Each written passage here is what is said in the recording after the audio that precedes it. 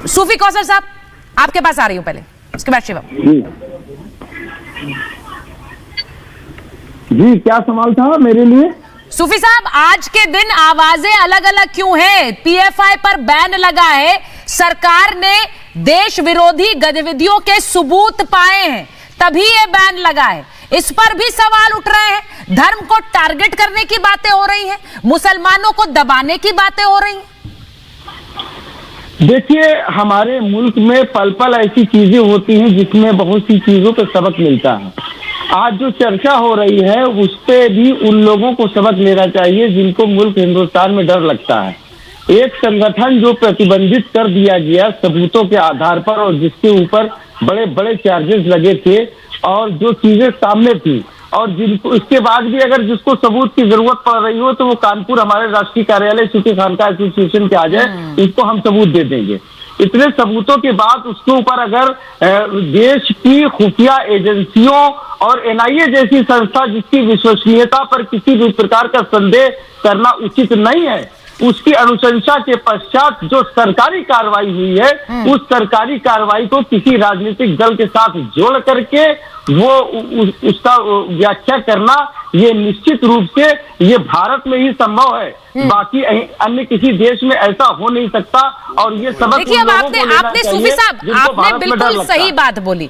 मुझे एक बात बताइए शिवम, अगर अमेरिका में या किसी और शिवम नोमानी जी एक सेकंड रुक जाइए, ठीक है? मैं सूफी साहब के पास जा रही हूँ। सूफी साहब, यहाँ पर इतना हल्ला इस बात को लेकर, अगर धर्म से जुड़ा नहीं है, मुसलमानों से जुड़ा नहीं है, तो फिर दिक्कत क्या है पीएफआई बैन में?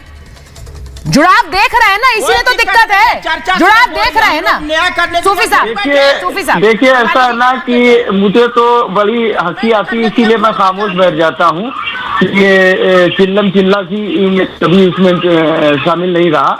मसला ये है कि जब भारत विभाजन के पश्चात आजाद हो गया तो एक विचारधारा जो पाकिस्तान जाना चाहती थी लेकिन किसी कारण जा नहीं पाई, या उनको जबरदस्ती यहाँ पर रोक दिया गया, इसलिए रोक दिया गया कि तुमको वैसा ही वायरस तैयार करना है जो शेष भारत का पाकिस्तानीकरण कर सके।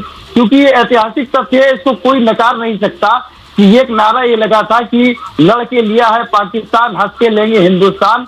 ये उसी विचारधारा का वायरस है जो भारत में मौजूद रहा था और वही रूप रंग बदल करके आता रहा।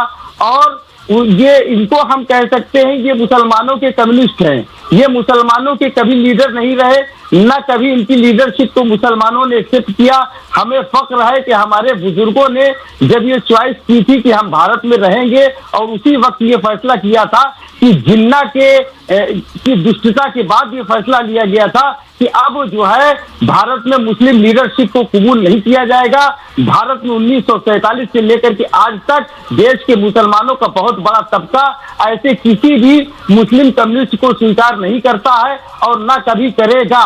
ये हमें गर्व है हमारे बुजुर्गों के इस फैसले पर, और आज हमें भारत सरकार के इस निर्णय पर भी गर्व है कि उन्होंने मुसलमानों के बच्चों के मुस्तकबिल को बचाने के लिए पीएफआई जैसे संगठन को पाबंद किया, जिसमें हमने भी 3 साल तक बड़ी मेहनत की थी। और साथ में हम आपके इस चैनल के माध्यम से भारत की सरकार से अपील करना चाहते हैं और सारे राजनीतिक दलों से अपील करना चाहते हैं कि राजनीतिक विरोधाभास से ऊपर उठ करके देश हित में, देश के मुसलमानों के हित में एक कठोर फैसला उठाएं। आपके पास आ रही हूं। विचारधारा जो देश में इस तरह की चीजों को उत्पन्न करती है उस विचारधारा को पाबंद करने के लिए काम करें। मुझे लग रहा है